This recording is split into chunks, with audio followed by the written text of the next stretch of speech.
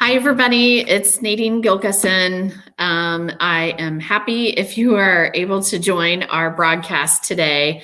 I had some technical difficulties with the last stream. So if you were in that session, I believe I've fixed everything so that it should be running smoother. So the session that I'm going to be doing right now is about Flipgrid. And it's really designed for me to go over this process if you're brand new to Flipgrid and you're not sure how it can be used in the classroom. So I don't have like a ton of slides with it. It doesn't have a link to a presentation. What I have linked out under this description is a link to the Flipgrid website. And there's also a link to a Flipgrid ebook, which was created by actually two friends of mine, Carly Mora and Sean Fahey. So if you want a couple of resources to go along with this, then that is where you guys are going to tap. I am going to actually start sharing my screen so that I can walk you through the pieces of Flipgrid as far as like getting an account and all of those things. So let's get started with that. All right. Let me get going here. And my daughter is doing this as well, so she can let me know if I have any issues. Okay. All right. So I am actually already logged in to Flipgrid. And I am going to log out so that you guys can just see what it looks like when we go out to the Flipgrid site. And I went into the sign in. If you don't have an account, it's really easy to set up an account. You can create it and you can even tie it to Google and tie it to Microsoft, whichever platform it is that you're using. So I'm going to tie it into my Google account, and then it's going to take us back to the window that I was on. So with this, the first thing that I want to talk about is creating a grid. So when we get in here and we select add new grid, a grid is a place that is going to house different topics, video topics that you can make for your students. If someone were to ask you, like what is Flipgrid and why would I use it when I'm already doing like Zoom chats or a Google Meet, the way that Flipgrid is different is that it's not live. It is when the student has time to watch the video and when you want them to record a video response. So that's the big difference there. So I wanted to make sure I was clear about that. So on Let's Make a Grid, I'm just going to put on here testing for PD. So then it says select a grid type, and this is where you guys are going to want to select. If you're setting it up for your students, you're going to want to do school email. So what's nice is that it allows you to connect it out to your email account. So I'm going to link it there. And then if I wanted to add in like a flip code and whatnot, I can add an extra layer of security. But if I'm linking it to their email, it makes it even easier. On here, if you see public and PLCs, if I'm doing a PD, like last week I did this PD on Flipgrid and I wanted people to actually do a Flipgrid while I was doing the PD. And then I made it a public one, which makes it easier for adults to be able to find it. So again, today I'm demonstrating if I'm adding it with school email. So I'm going to hit next. Now on here, it's asking you to put in your student email domain. So ours is at ftstudent.org.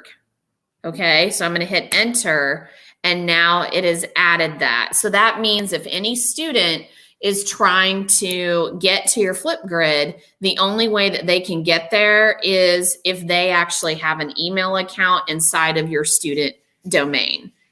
Okay, so I'm going to click next, and now it says that my grid is ready, and I wanted you to see some of the different options that we've got here.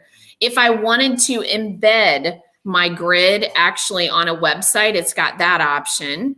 Microsoft Teams, if you're using that platform. Our K through 5 teachers are using Google Classroom, so that's pretty awesome. And yeah, it has a remind option in there too, but I just wanted to demonstrate what those are. I'm going to actually go ahead and go out to my grid. So now I'm inside of my grid, and it's saying that it's ready to add a topic. They always give you a default topic to get you started, but we're going to go in and we're going to add a new topic. So imagine this. So like it's a grid, but then inside of it, you're going to have these individual topics. I always tell teachers in secondary, maybe if you have a Flipgrid topic for each unit it is that you're teaching, that could be a possibility. If you're elementary, I usually tell teachers for the title of their grid to make it like their name and the school year. So that way it has both of those in there. So when you're ready to make a topic, getting to know you, you're just going to type the title in there. Now, something that Flipgrid has done with everything going on with the coronavirus is they have increased the amount of minutes that you can record and what a student can record. So right here, it's saying that you have up to 10 minutes that you can actually record a video. Now, I'm going to be honest here. Research says the shorter, the better. Honestly, if you can give that video prompt in a minute and a half, then I would say try to stick to that if you can. It tells you that you have to type something in there. So I'm just going to do that as a demo.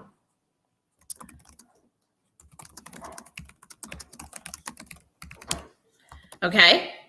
Now, notice on there, I can add some different headings, underline, I can do a link, but I wanted you to see also these integrations that are in here. If I want the students to watch a video from YouTube, I can actually embed it inside of Flipgrid, and then they can respond to it. All of these are integrations that are in here. I can record my own video. I can upload a video that I already recorded. I can add a GIF. I can add an emoji, which I always like to do that. So that way I've got some kind of an option that's in there. Okay. Now, before I just hit that create topic, I'm going to select more options. So on more options, let me take a look here. On more options, what I'm going to do is I am going to scroll down here because I wanted you to see some of the choices that you get. Video moderation. If you slide this on, and honestly, I would slide it on, especially during this event, because if you launch a Flipgrid and you allow them to add a video whenever, if you're not adding the moderation, then you're not sure. It's like they're blindly just sharing to the whole group. So I usually tell teachers to turn on the video moderation so that way you're kind of the gatekeeper. And so they do the video, then you get the option of selecting whether or not if it appears on the grid. Student to student replies. Do you want the students to reply via video to another student?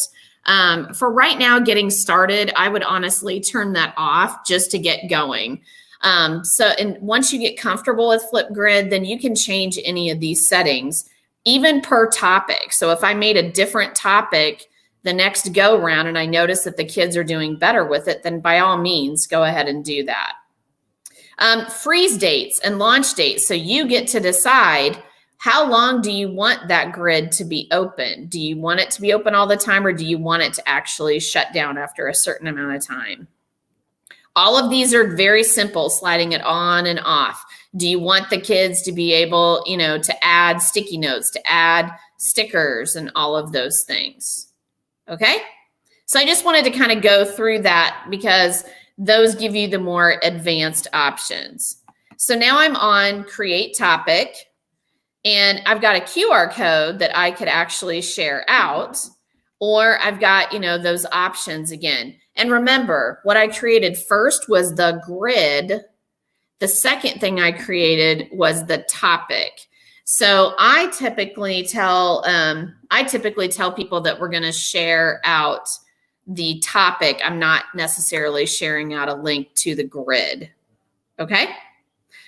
So I am actually going to go out here and find it for us.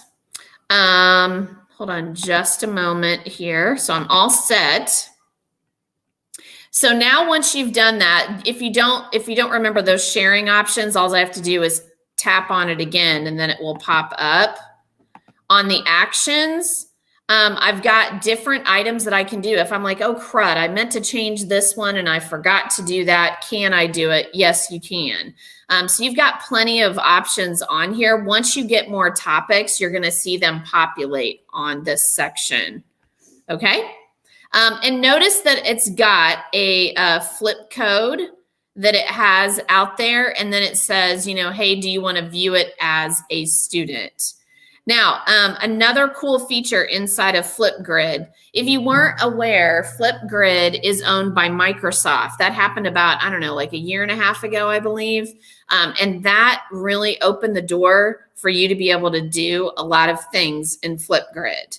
So one of the things that Microsoft did whenever they bought it was they made it 100% free for educators. And now different Microsoft tools work inside of Flipgrid. So one of them is Immersive Reader. So let's say that you had like something that you wanted to type out for your students to read and then respond. If they struggled with that, they can actually launch, it looks like that it's giving me problems right now, but it's going to, it's giving me issues. There we go. Then it'll actually read the text aloud to you. Okay. So I'm going to go back to my activity and we're going to notice that I've got my grids, I've got my topics and so on. I'm going to go back to that grid that I just made, testing for PD. And again, if I want to get inside of it, I've got those two topics that are here. All right. Now I'm going to edit that one and I'm going to delete that focus because I wanted to give you an option if you want to record a video.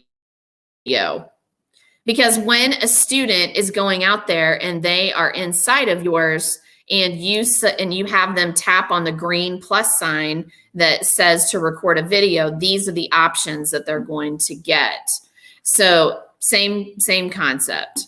So I just wanted to go through what these are. So you have filters that you can do. So you've got, you know, all different kinds of fun filters here.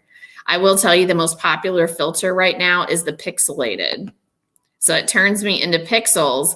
And I have seen where people can do like the masked singer kind of concept and they do the masked reader where the students have to figure out what it is.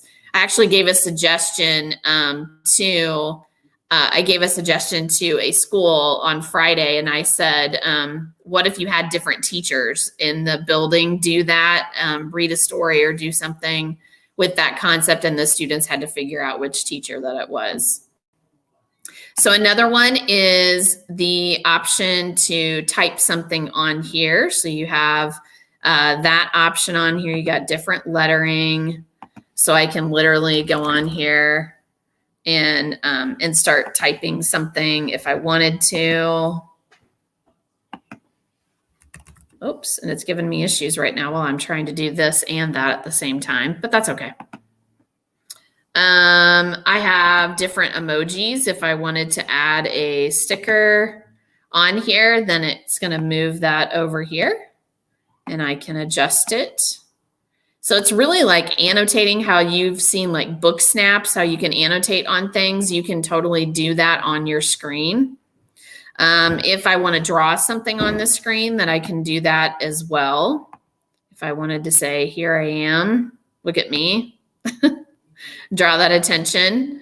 If I wanted a whiteboard that I wanted to use, I can actually tap on here and it will have those items listed. All right, but then I could demonstrate, on there if I wanted that as an option, take it off, clear my board. And of course, I've got the clear my screen option. I've got a photo sticker. If I have a certain kind of sticker that I want to add in there, I could do that as well. So when I hit the clear button, then it's going to take everything off. Over here to the side, I actually have sticky notes that I could actually type something out that I wanted students to see as well. So that's another option that's on there. So I wanted to just kind of walk you through what the camera process looks like.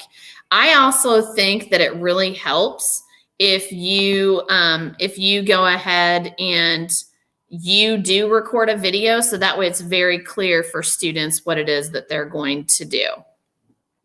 Now, once you have the different videos that are on here, I wanted to show you some different possibilities of what you can do with those videos.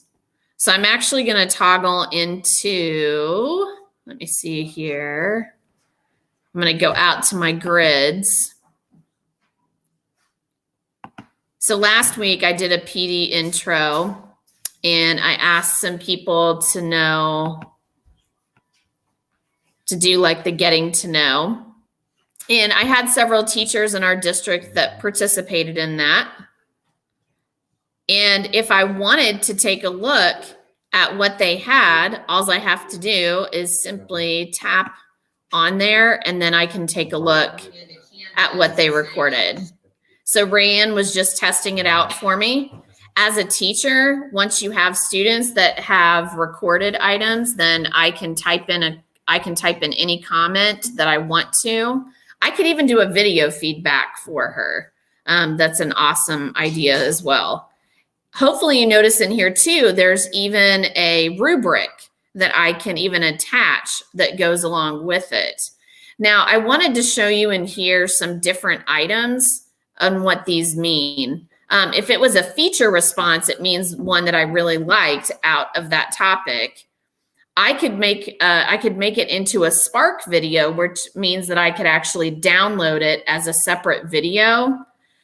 There's also mixtapes. So I wanted to show you what mixtapes are. So I'm going to tap up here in Flipgrid. So when I tap on mixtape, I've actually only got a few in a mixtape for myself here. So once you start having several different topics, I like to give people the option, oops, sorry about that. I like to give people the option that they can go ahead and they can have that collection of different good samples, because I know whenever I taught writing, I would always tell people about having different anchor pieces of writing. And so this is another way that you can do that with technology. I call it, like mentor tech, so that you have that as something to come back to. So a mixtape allows you to choose any really good samples and you can put them together in a mix. So GridPals is the next option that I wanted to talk about. And GridPals is basically, think about the option of when you would do pen pals, but if you wanted to do it using Flipgrid.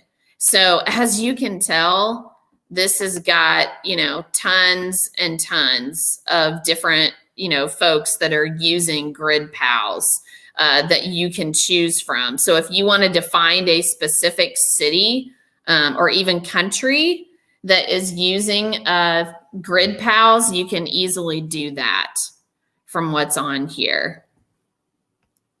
The disco library, this is probably one of my favorites. So the disco library is, let's say that you're getting started with using Flipgrid, but you're not really sure what to do and you want some ideas. So the disco library has taken care of that for you.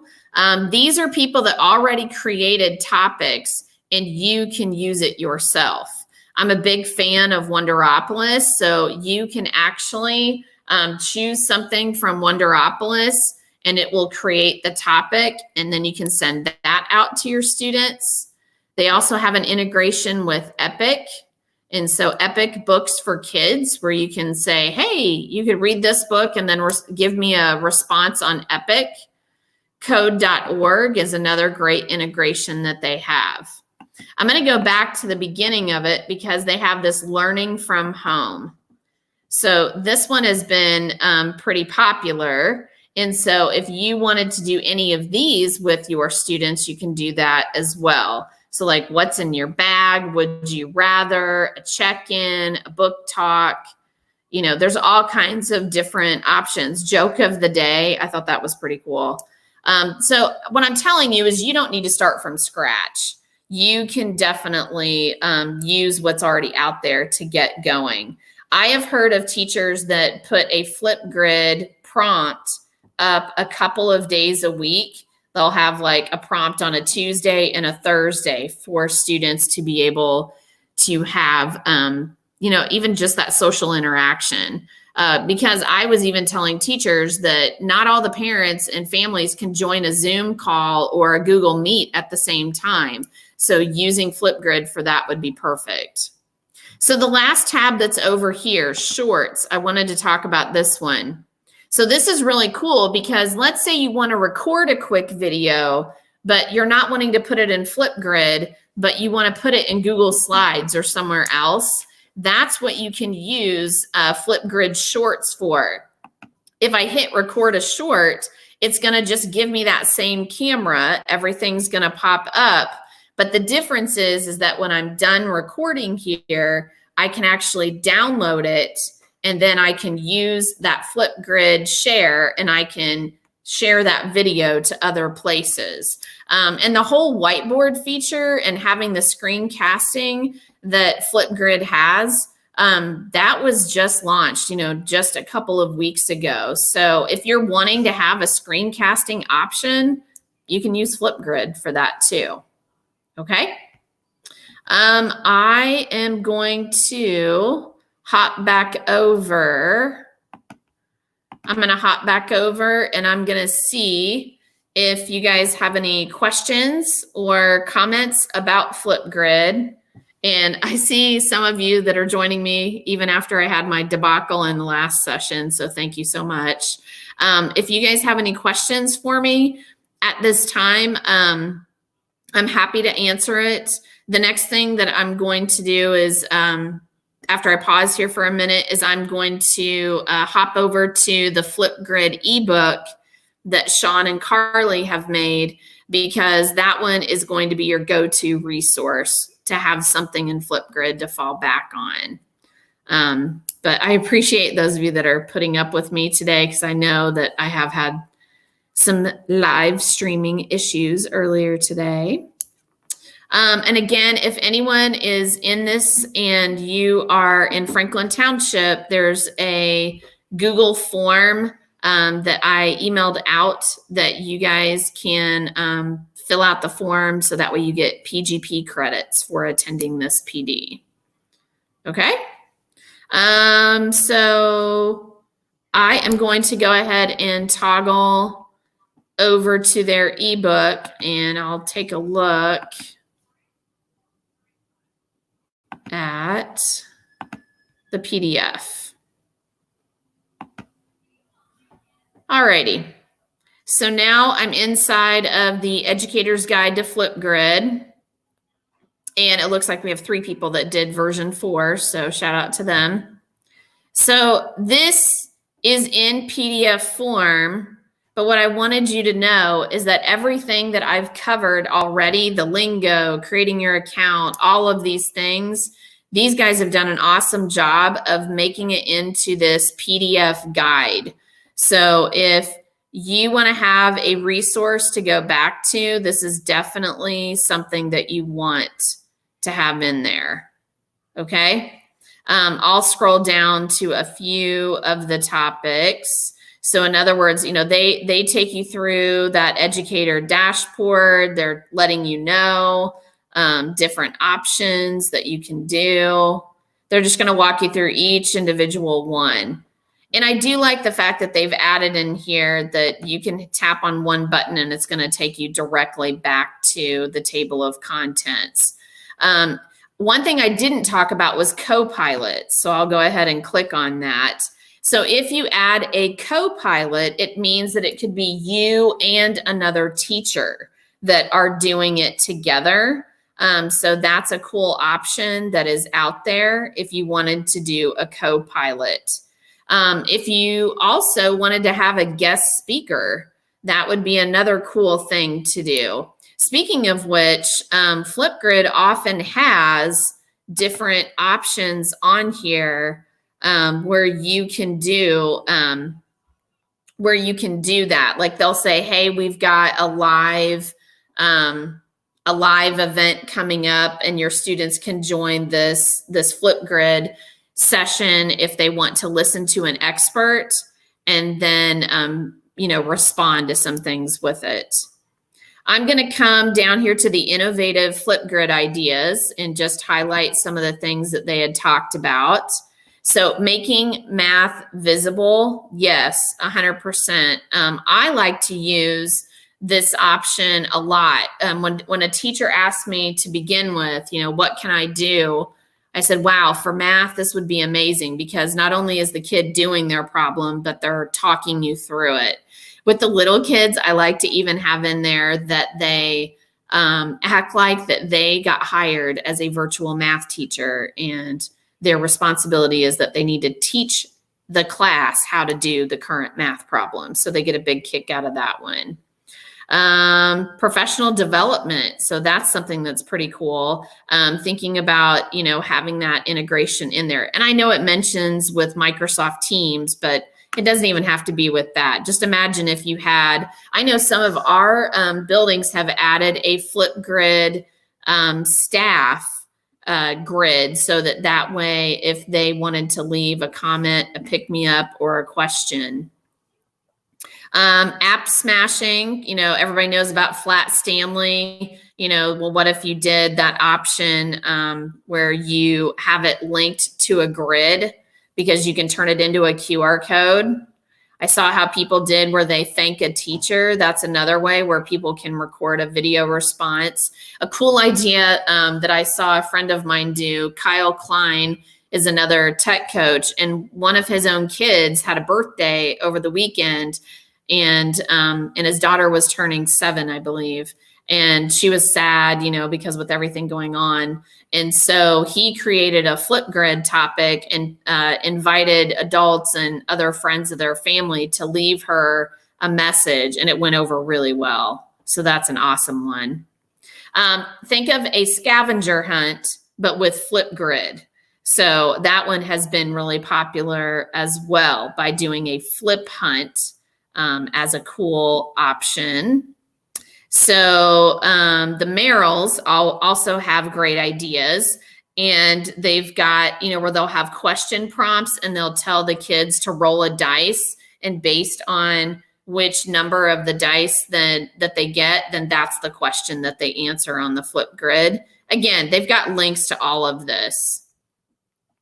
I liked this where they talked about for different extracurriculars that they've got options on there as well. And the sub plans. This is even better. So, if you need to create a sub plan, then you could have, Flipgrid as an option for that on there as well. Okay. I'm going to stop sharing my screen at that point and come back here. And, okay. So Carrie found what she needed. She needed the link so that she could get her PGPs, and she found that in there. So my hope is that this session today was a good, quick overview of Flipgrid. And again, this video will stay live. If somebody wants to watch it later and you want to learn how to use Flipgrid, I basically just walked you through every little step to get it going. And again, I guess if you're a newbie, still sticking with the video moderation, and I would slide off the videos back and forth between the students if you're just getting started. Once you feel comfortable, then yes, by all means, go ahead and allow those other options. All right. I'll stick around for a couple of minutes to see if you guys have any questions. If not, thank you so much for joining, and hopefully that got you going. Next week, I'm working on the list of PD that I'll be offering.